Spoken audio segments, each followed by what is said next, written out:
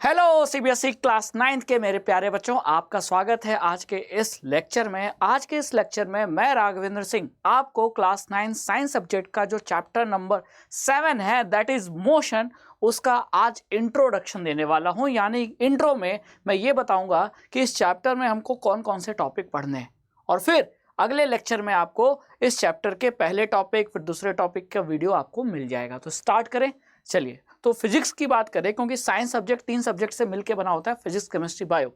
तो आपकी NCERT text book में साइंस में भी फिजिक्स का ये पहला लेक्चर है दैट इज मोशन। तो आइए देखते हैं कि इस चैप्टर में आपको कौन कौन से टॉपिक पढ़ने हैं।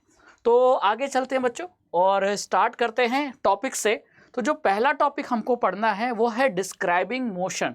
इसमें हमको डिस्टेंस, डिस्प्लेसमेंट, दोनों के बीच का जो डिफरेंस है वो सब कुछ हमको इसमें पढ़ना होगा। फिर अगर बात करें इसमें नेक्स्ट जो टॉपिक है वो है measuring the rate of motion, जहां स्पीड और वेलोसिटी की बात आएगी, उसके यूनिट की बात आएगी, इसमें कई सारे फॉर्मूले आएंगे, है ना।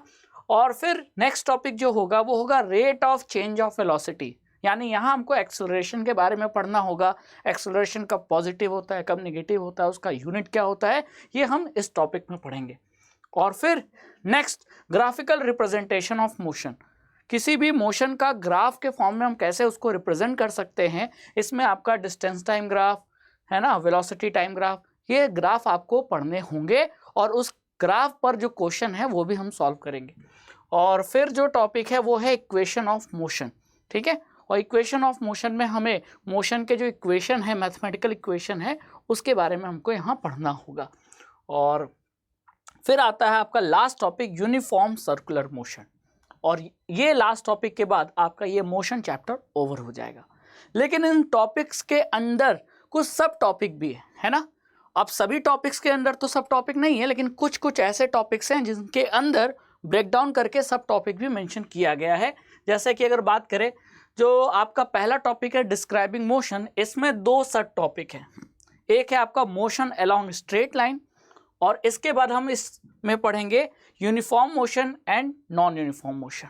क्लियर, ये दोनों सब टॉपिक इस टॉपिक का पार्ट है।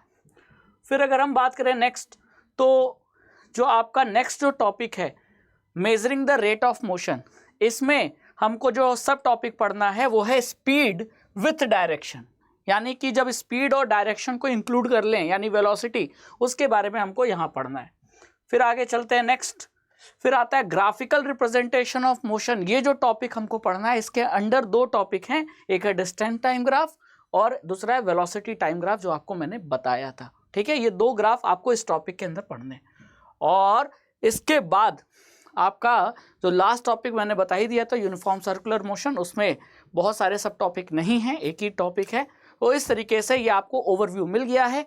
नेक्स्ट लेक्चर में आपको पहले टॉपिक का वीडियो मिलेगा।